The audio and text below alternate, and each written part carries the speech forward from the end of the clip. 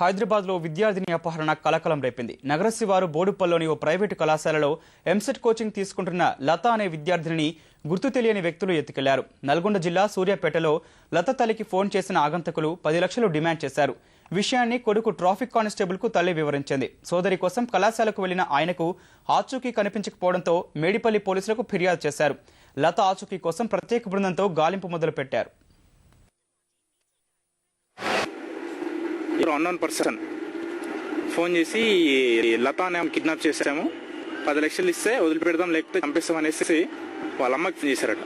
మేము దర్యాప్తు చేస్తాం. ప్రజెంట్ ఒక టీం కూడా ఆ ఫోన్ నెంబర్ అడ్రస్ ప్రకారం ఒక టీం కూడా బయటకు పంపించాము.